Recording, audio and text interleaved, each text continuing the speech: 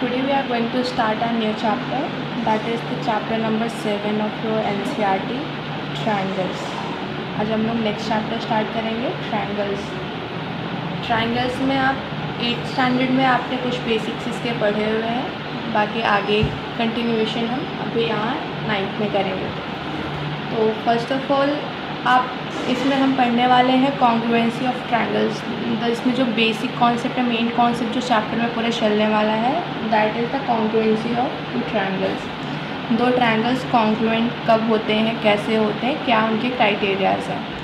सो आप मुझे कुछ बेसिक्स बता सकते हो, कॉन्ग्रुएंसी क्या होती है, what you mean by the congruency of the triangles, congruent का मतलब क्या है।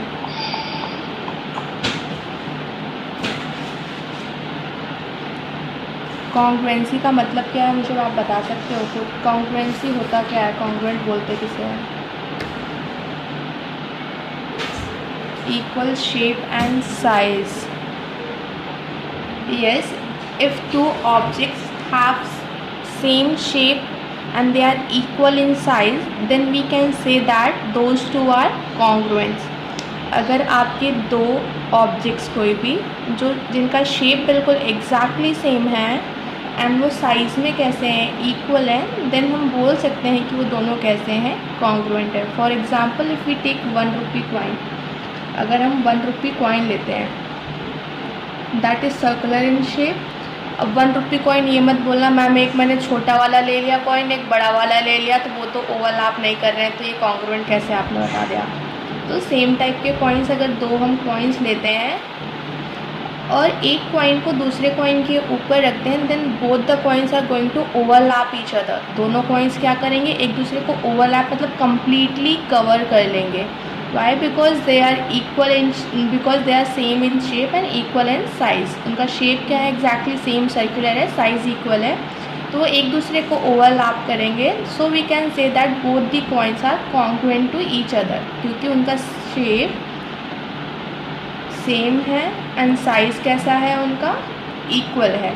तो हम यहाँ पर कॉन्ग्रुएंसी ऑफ ट्रायंगल्स पढ़ने वाले हैं कि दो ट्रायंगल्स को कॉन्ग्रुएंट करने की क्या क्या कंडीशंस हो सकती हैं, किन कंडीशंस को सेटिस्फाई करने पर हम उन्हें कॉन्ग्रुएंट बोलेंगे। तो बेसिक स्टार्ट करते हैं। फर्स्ट ऑफ ऑल, अब आपका ट्रायंगल है, ट्रायंगल किससे बना हुआ है, ट्रायंगल्स बनता है 3 लाइन सेगमेंट से, ठीक है। 3 लाइन सेगमेंट से हमारे एक ट्रायंगल की फॉर्मेशन होती है। ट्रायंगल से हमारे पास होते क्या हैं, साइड्स होती हैं एंड एंगल्स होते हैं, 3 sides and 3 angles. So first of all will see congruency of a line segment.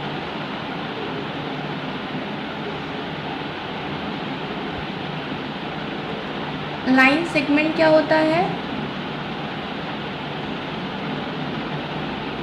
Line segment क्या है।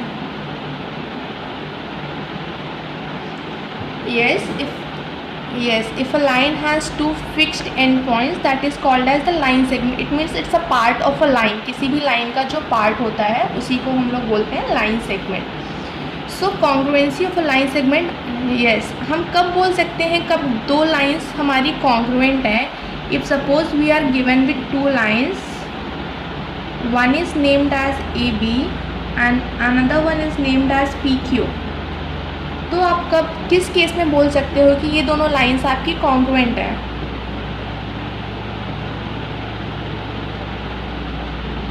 डिस्टेंस, यस, जब इनकी लेंथ इक्वल हो। If suppose that this is of length 2.3 centimetre, so अगर PQ का length भी 2.3 centimetre है, so they are going to superpose each other. Superpose का मतलब क्या है, अगर इस लाइन को मैं उठा करके इस लाइन के ऊपर रखती हूँ तो कम्प्लीटली क्या करेगा, इसको ओवरलैप करेगा, तो इसको पूरा कम्प्लीटली कवर कर लेगा। यस, देन इस केस में हम बोल सकते हैं कि AB and PQ both are equal and we can say that these are congruents as well. क्यों, क्योंकि इस शेप और साइज में इक्वल है। Next, if I talk about angles,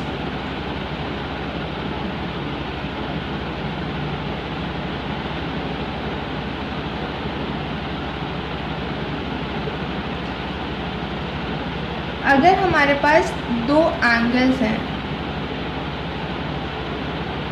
let this is named as AOB and this is PQR.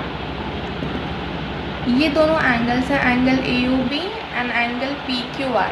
इनको congruent कब बोलोगे, कब ये कॉन्ग्रुएंट है? If the measure of the both the angles is equal, if suppose that this is of measure 30 degree, then it must also be equals to 30 degree. In this case we can say that both the angles are equal and they are congruent to each other, because if we'll put this vertex Q over the vertex O, अगर हम इस vertex Q को O के ऊपर रखते हैं तो ये क्या करेंगे, एक दूसरे को completely overlap करेंगे। तो यहाँ पर angle AOB and angle PQR दोनों ही कैसे हैं, इक्वल हैं, और हम बोल सकते हैं कि ये कॉन्ग्रुएंट है। अभी हमारा ट्रायंगल बना है लाइन सेगमेंट से और वो उसमें फॉर्मेशन होती है एंगल्स की। तो देखते हैं congruency of a triangle.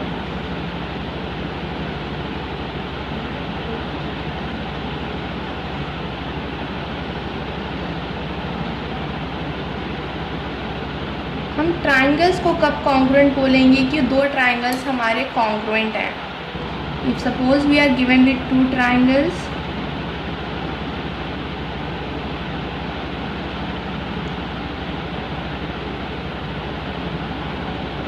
Angle side दोनों इक्वल हो, एक दूसरे को ओवरलैप करें। ओके, ठीक है, आपने सही बताया कि अगर मैं एक ट्रायंगल को दूसरे ट्रायंगल के ऊपर रखती हूँ और वो कम्प्लीटली सुपरपोज या फिर ओवरलैप करता है, अगर मैं इस ट्रायंगल को इस ट्रायंगल के ऊपर ला करके एक वर्टेक्स पकड़ के वर्टेक्स के ऊपर रखते हूँ तो कम्प्लीटली एक दूसरे को ओवरलैप करें, मतलब ये शेप में बिल्कुल सेम हो, इनका साइज़ बिल्कुल सेम हो, तो उस केस में हम क्या कह सकते हैं कि ये दोनों ट्रायंगल्स कैसे हैं, कॉन्ग्रुएंट है।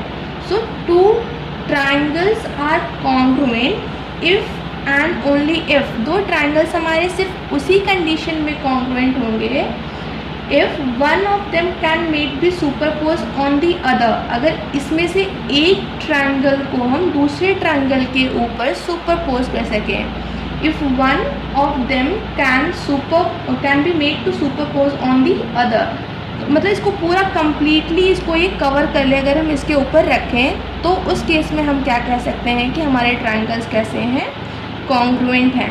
अब देखो इसमें कितने क्राइटेरियंस हमारे पास बनते हैं, कितनी चीज़ों को हम लोग इक्वल कर सकते हैं, यहाँ पर क्या क्या इक्वल हो सकता है। इफ़ सपोज यस, इसकी 3 साइड्स हैं तो इनकी 3 साइड्स इक्वल हो सकती हैं, and here we have 3 angles, then 3 angles equal हो सकते हैं। If suppose I say that this side AB is corresponding to PQ, it means AB और PQ की लेंथ कैसी है, सेम है। तो हमने बोल दिया ठीक है AB और PQ एक दूसरे के ऊपर। अब देखो AB एंड PQ अगर इक्वल हैं तो हमें इसी साइड को उठा के इसके ऊपर रखना पड़ेगा। तो इसका मतलब हमारा जो करस्पॉन्डिंग वर्टेक्स आएंगे, करस्पॉन्डिंग वर्टेक्स कौन से होंगे, ये या तो A Q के इक्वल होगा या तो A P के इक्वल होगा, है कि नहीं, क्योंकि इसको हम उठा कर रख रहे हैं तो या तो ऐसे रखेंगे या तो इसको उल्ट। It might be your network issue, just wait for a minute। अगर इसको हम उठा के इसके ऊपर रख रहे हैं तो हम क्या करेंगे, या तो PQ को उठा के इसके ऊपर रख देंगे तो ऐसा हो जाएगा, या तो इसको अगर उल्टा कर देंगे तो क्या होगा, Q A पर चला जाएगा और P B पर आ जाएगा, तो उस केस में ये ओवरलैप करेगा। तो यहाँ पर जो हमारा A है वो या तो P को करस्पॉन्ड कर रहा होगा या फिर ये जो A वर्टेक्स है ये Q को, बट अभी तक हम श्योर नहीं है कि ये P को कर रहा है या Q को कर रहा है।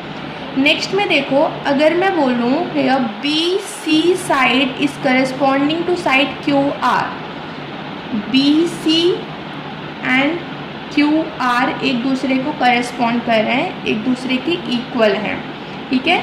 अब देखो BC QR, अब हमारे पास ऑप्शन ज़्यादा नहीं रह गए, हम PQ को उठाकर AB के ऊपर रखेंगे तभी हमारा जो BC है वो QR के साथ ओवरलैप करेगा, अदरवाइज हमारा BC QR के साथ ओवरलैप नहीं करेगा। So from here we can say that see the angle form between this single mark and double mark is your angle B। Single mark और डबल मार्क के बीच में जो एंगल बन रहा है that is your angle B। It means यहाँ पर जो सिंगल और डबल मार्क के बीच में एंगल है that is your angle Q। So B and Q are corresponding to each other. तो इसके अकॉर्डिंग हमारा क्या है, B और Q क्या कर रहे हैं, एक दूसरे को करस्पॉन्ड कर रहे हैं, ठीक है, एक दूसरे की इक्वल है या फिर एक दूसरे को ओवरलैप करेंगे। Now in the last we are left with only one side, so we can say that this side, remaining side AC is equals to the leftover side PR। यहाँ पर AC and PR इक्वल है, मतलब एक दूसरे को correspond कर रहे हैं, ठीक है। तो AC and PR इक्वल है। अब देखो the angle form between 1 mark and triple mark, 1 और ट्रिपल मार्क के बीच में जो एंगल बन रहा है that is a vertex A, ठीक है, वर्टेक्स A पर एंगल बन रहा है। And in another figure the angle between 1 mark and triple mark is your angle P। So it means A and P are corresponding to each other. In the last we are left with angle C and angle R। तो हम बोल सकते हैं angle C और angle R एक दूसरे को क्या कर रहे हैं, इक्वल है, एक दूसरे के करस्पॉन्डिंग एंगल्स हैं। तो यहाँ से हमें ये पता चला कि अगर हम वर्टेक्स A को वर्टेक्स P पर रखते हैं, B और C को Q एंड R पर रेस्पेक्टिवली रखते हैं, then these two triangles are going to overlap each other, superpose on each other, ठीक है, एक दूसरे को ओवरलैप करेंगे, एक दूसरे पर सुपरपोज करेंगे। So we can say that these two triangles are congruent to each other. दोनों ट्रायंगल्स क्या हैं, एक दूसरे के कॉन्ग्रुएंट हैं। तो यहाँ पर हमारे पास टोटल देखो 1 2 3 4 5 एंड 6 क्राइटेरियंस हमारे पास आ गए जब दो ट्रायंगल्स हमारे पास कॉन्ग्रुएंट होते हैं। Here we can write it as triangle ABC and the sign of congruency is equals to mark, और उसके ऊपर ये एक कर्व zigzag लाइन ऐसे आती है। This is the symbol of congruency, is congruent to triangle PQR. We read it as triangle ABC is congruent to triangle PQR when its corresponding parts are equal। जो इसके corresponding parts हो अगर length में shape size में equal हैं, then we can say that two triangles are congruent to each other। Now the next point over here is, if we want to prove that two triangles are congruent, so is it necessary to prove all the time that all these 6 criterions are equal? अगर हमें दो triangles को prove करना है कि दोनों congruent हैं, so is it compulsory for us to prove that all these 6 criterions are being satisfied? ये 6 के 6 क्राइटेरियंस आपके सेटिस्फाई हो रहे हैं तभी क्या ये कॉन्ग्रुएंट प्रूव होगा? या फिर मिनिमम कंडीशंस हमें कितनी प्रूफ करनी पड़ेंगी कि हम कुछ मिनिमम 1 को इक्वल कर दें तो हो जाएगा, मिनिमम 2 को इक्वल कर दें तो हो जाएगा, या फिर ऐसा कुछ भी हो सकता है। दो ट्रायंगल्स को कॉन्ग्रुएंट प्रूफ करने के लिए क्या हमें 6 के 6 क्राइटेरियंस को इक्वल प्रूफ करना होगा, या फिर अच्छा 1-2 करने से भी हो सकता है? तो मिनिमम आपको क्या लगता है कितने करने पर हो जाएगा? मिनिमम कितनों को हम इक्वल कर दें तो हमारे बाकी के अपने आप ही करस्पॉन्डिंग पार्ट्स इक्वल हो जाएंगे? यस, मिनिमम अभी किसी ने 3 बोला, राइट? मिनिमम 3 की रिक्वायरमेंट हमें होती है। किसी भी दो ट्रायंगल्स को हमें कॉन्ग्रुएंट प्रूफ करने के लिए मिनिमम हमें 3 क्राइटेरियंस को इक्वल प्रूफ करना होता है। 3 क्राइटेरियंस, यहाँ पे 3 चीज़ें हमारी मिनिमम 3 हमारी सेटिस्फाई करनी चाहिए। और मिनिमम 3 कैसे होती हैं उसके लिए हमारे पास रूल्स हैं, हमें वो रूल्स पढ़ने पड़ेंगे। तो मिनिमम अगर हम 3 को कर देते हैं तो हम अभी चेकआउट करेंगे, बाकी के भी हमारे ऑटोमेटिकली इक्वल हो जाते हैं। According to that in your text book the first one is given as side angle side, that is your axiom 7.1, that is on page number 113। axiom 7.1 देखो अपना,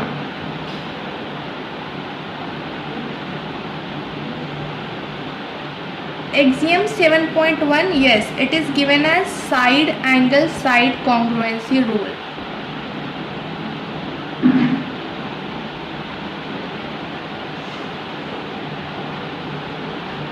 side angle side congruency rule आपको क्या कहता है?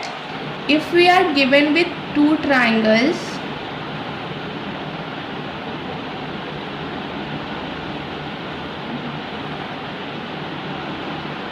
let it be again ABC and PQR.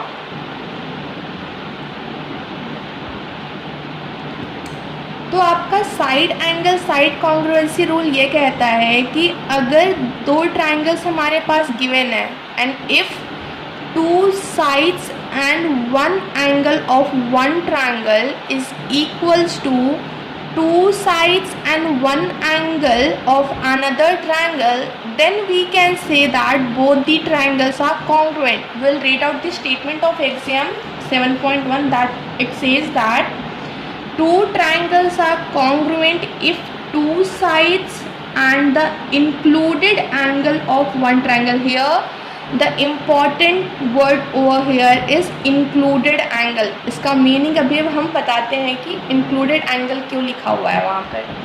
It is saying that two triangles are congruent if two sides and included angle of one triangle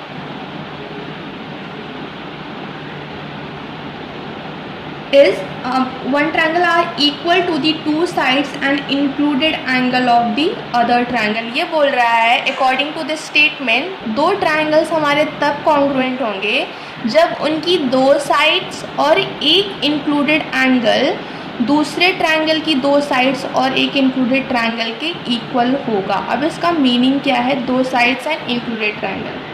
इसके according तो हम कोई भी दो साइड्स और कोई भी एक एंगल अगर इक्वल प्रूव कर देते हैं तो हमारा वो ट्रायंगल कॉन्ग्रुएंट हो जाएगा.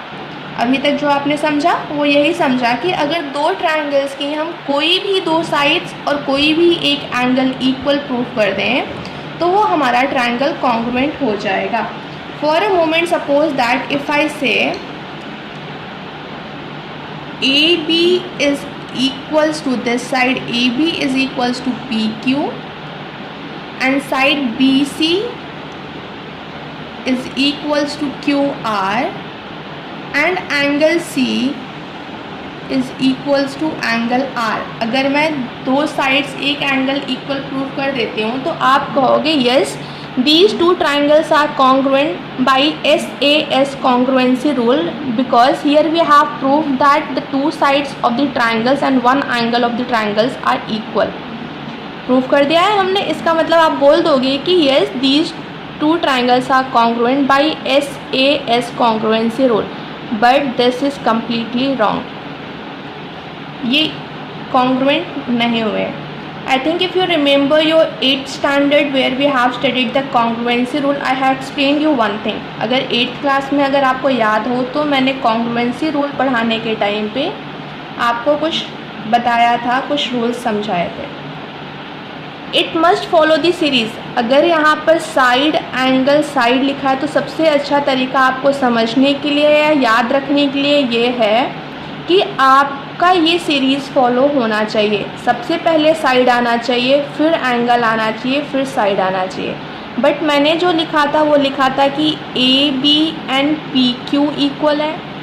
यहाँ पे मैंने लिखा था BC एंड QR इक्वल है. उसके बाद मैंने लिखा था एंगल C और एंगल R इक्वल है. अगर मैं इनकी सीरीज़ बनाती हूँ तो यहाँ पर साइड साइड एंड एंगल आ रहा है, या फिर इधर से बनाऊँ तो एंगल साइड साइड आ रहा है. Side angle side congruency rule हमारे पास नहीं आ रहा है. ये तो आपका basic yes B and Q होने चाहिए. ये तो आपका बेसिक रीज़न हो गया. बट आप नॉर्मली भी प्रैक्टिकली भी चेक कर लो. दो ट्रायंगल्स बनाना, क्या ऐसा ट्रायंगल आपके पास पॉसिबल होगा कि इन दोनों ट्रायंगल्स की ये दोनों साइड्स इक्वल हों? ये दो साइड्स इक्वल ले लेना और इन एंगल्स को इक्वल मार्क करके बनाना. तो क्या ये दोनों ट्रायंगल्स कॉन्ग्रुएंट आएंगे क्या? ये आप प्रैक्टिकली बना करके ट्रायंगल्स की पीसेस को पेपर पे कट करके चेक कर सकते हो. चेक करोगे तो आपको पता चलेगा कि क्या अगर मैं ये यहाँ पर एक किसी भी एक लेंथ लेना, सपोज करो 5 सेंटीमीटर ले लिया. 5 सेंटीमीटर का बेस यहाँ पे ड्रॉ करना. 5 सेंटी ये दोनों इक्वल है तो 5 सेंटीमीटर का बेस ये भी हो जाएगा. यहाँ पर सपोज करो आपने 30 डिग्री ले लिया, यहाँ भी 30 डिग्री का एंगल मार्क करना, ठीक है। उसके बाद यहाँ से क्या करना, सेम लेंथ है 6 सेंटीमीटर और ये भी 6 सेंटीमीटर लेना और इसको कट करके, दोनों ट्रायंगल्स को कट करके एक दूसरे के ऊपर ओवरलैप करना। ओवरलैप करके चेक करना कि क्या ऐसा पॉसिबल हुआ, आपके दोनों ट्रायंगल्स एक दूसरे पर ओवरलैप कर रहे थे या नहीं कर रहे थे। तो हमने क्या बोला कि बेसिकली ये सीरीज़ फॉलो करना चाहिए। इसके लिए क्या है, अगर मैंने ये साइड और ये एंगल दोनों कॉन्ग्रुएंट प्रूफ किया है, तो साइड एंगल साइड बनाने के लिए मुझे side, then we need an angle, after that another side. So यहाँ पर जो C और R हमने इक्वल लिखा था ये गलत था। In place of this if I right angle B is equals to angle Q, in this case we can say that this satisfies SAS congruency rule and triangle ABC is congruent to triangle PQR by SAS congruency rule.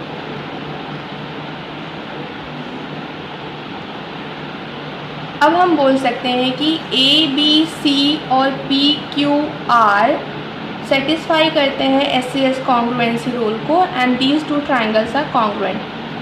But हमने पढ़ा था कि हमारे पास triangles में 6 criterion होते हैं। तो आपने बोला कि मिनिमम 3 अगर हम इक्वल कर देते हैं तो बाकी रिमेनिंग भी, इट मीन्स ये सेटिस्फाई कर रहा है, ऑटोमेटिकली इक्वल है। लेट्स चेक ये इक्वल होंगे या नहीं होंगे। इफ़ सपोज़ मैं AB साइड को, मैं AB साइड को उठा के रखती हूँ PQ के ऊपर। As I said AB and PQ these two are equal and हमने बोला है कि BC एंड QR इक्वल है, तो BC और QR और ये वर्टेक्स B और Q एक दूसरे को ओवरलैप करेंगे। अगर इतना ओवरलैपिंग हो जाता है, AB और PQ ओवरलैप कर रहे हैं, BC एंड QR ओवरलैप कर रहे हैं और these two angles are also equal, angle equal है, तो इन दोनों लाइंस के बीच में जो गैप होगा वो बिल्कुल सेम होगा। यहाँ पर चाहे जितना इसको एक्सटेंड कर दो, होगा या नहीं होगा ये, क्योंकि अगर एंगल्स बिल्कुल सेम है तो उतनी ही गैपिंग पे उतना ही बड़ा एंगल बनेगा, यहाँ पे वैसे ही जाएंगे। तो ऑटोमेटिकली यहाँ पे जब लाइन ज्वाइन करोगे तो ये क्या करेंगी, एक दूसरे को ओवरलैप करेंगी। ये so we can say that yes it's all the corresponding parts are equal. So remaining sides we can write as this AC is equals to PR, AC and PR both are equal। और reason क्या लिखते हैं, आपने पढ़ा होगा ये CPCT। अब ये CPCT क्या है, corresponding parts of congruent triangles. दो कॉन्ग्रुएंट ट्राइंगल्स के क्या हैं, ये करस्पॉन्डिंग पार्ट्स हैं। So AC and PR both are equal and the reason for this is these are the corresponding parts of congruent triangles। ये क्या है, congruent triangles के corresponding parts हैं। In the same way the angle between this 1 mark and 3 marks, that is your angle A, and the angle between 1 mark and 3 marks is angle P।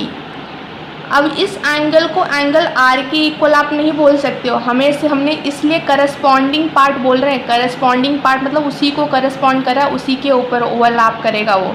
So from here angle A and angle P both are equal, the same reason CPCT, corresponding parts of the congruent triangles। And here this angle between the double mark and triple mark is angle C, and here the angle between the double mark and triple mark is angle R। Angle C is equals to angle R, same reason CPCT। इतना concept clear हुआ आपको? यहाँ तक कुछ doubt है तो बोलो।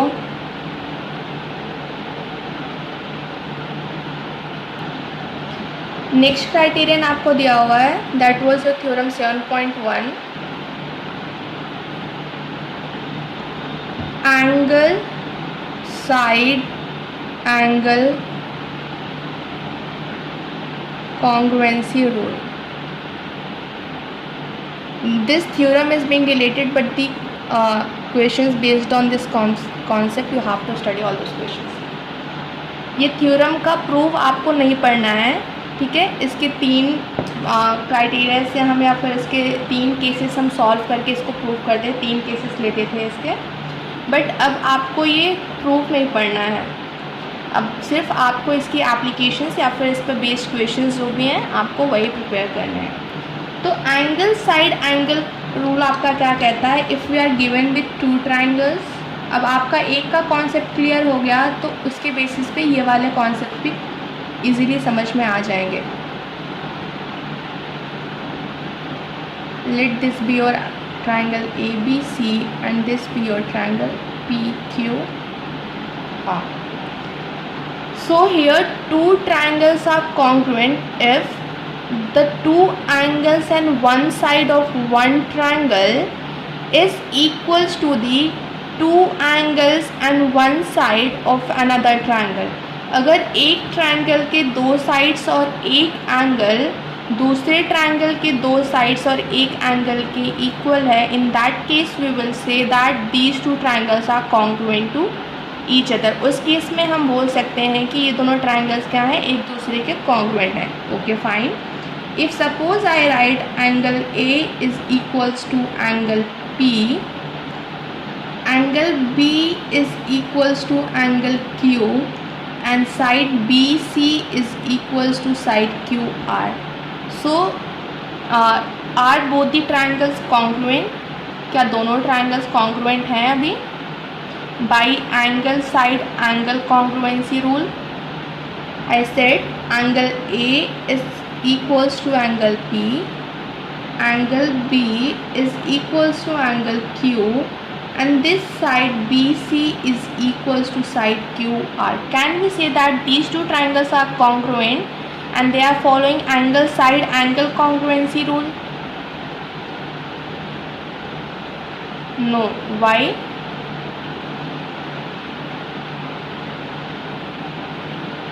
अच्छा, एंगल एंगल साइड हो गया है. यस, अगर मैं बोलूँ ये angle side angle congruency rule से कॉन्ग्रुएंट हैं तो ये नहीं है. वाई?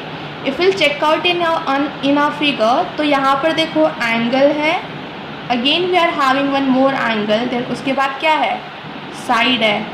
बट यहाँ पर हमारा कॉन्ग्रुएंसी रूल क्या है, एंगल साइड एंगल है, तो पहले एंगल आना चाहिए, after that side, and after that again we should get an angle.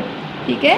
तो अगर मैं बोलूँ these 2 sides, instead of this, if I write AB is equals to PQ, then angle, after that we are getting a side, then again we are getting an angle, and in another figure also angle, after that we are getting a side, and again we are getting an angle. Now it is following the angle side angle congruency rule.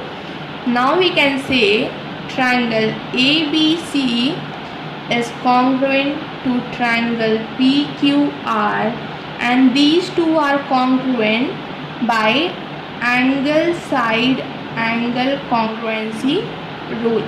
कौन सा congruency rule follow कर रहे हैं, angle side angle congruency rule ये follow कर रहे हैं. अब इनके करस्पॉन्डिंग पार्ट्स देखते हैं. अब आप बताइए इनके करस्पॉन्डिंग पार्ट्स में, पहले साइड से बताइए कौन कौन से साइड से इक्वल होंगे.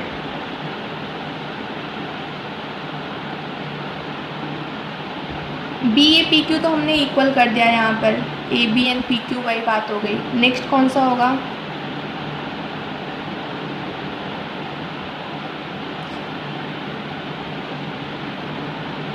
पी आर और ए सी क्यों इक्वल होंगे. हाँ ठीक है, एक मिनट पहले एक एक डिस्कस करते हैं. पी आर और ए सी इक्वल क्यों होंगे,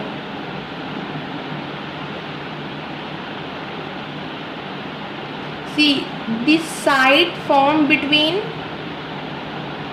this angle, जिसको हमने सिंगल लाइन से मार्क किया है और जिसको हमने अनमार्क छोड़ा है, उन दोनों के बीच में जो साइड फॉर्म हो रही है वो है AC. और दूसरे फिगर में भी जो सिंगल मार्क्ड एंगल हमारा है और जो अनमार्क्ड एंगल है, उन दोनों के बीच में जो साइड फॉर्मेशन है किसकी हो रही है, पी आर की. It means these two are corresponding to each other, that's why A C and P R both are equal. These are the corresponding paths. Yes, ये equal हो गए. In the same way, this side जो double marked angle है and unmarked angle है, and here also the double marked angle and unmarked angle, side between them is B C and Q R respectively. So from here B C is equals to QR. These are the corresponding paths and we are left with one angle. The angle formed between one marked and triple marked side, and here also the angle formed between one marked and triple marked, both will be equal. These are the corresponding parts. So angle C is equals to angle R. These are the corresponding parts. हमारे 3 को हमने equal किया, बाकी remaining 3 हमारे क्या हो गए, equal हो गए. तो ये एप्लीकेशन हम यूज़ करेंगे अपने क्वेश्चंस में. क्वेश्चन सॉल्व करेंगे तो वहाँ पे इन एप्लीकेशंस का यूज़ होगा. इसी बेसिस पे, इसी के थ्रू हमारा जो हम इसको जब प्रूफ करते थे तो हम 3 केसेस से प्रूफ करते थे.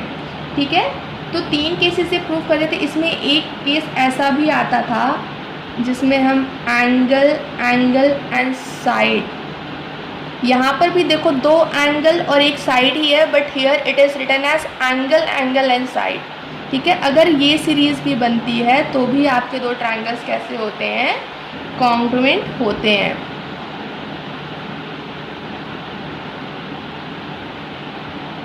तो इसको मुझे लग रहा है बहुत ज़्यादा एक्सप्लेन करने की ज़रूरत नहीं है. 2 ट्रायंगल्स हैं आपके,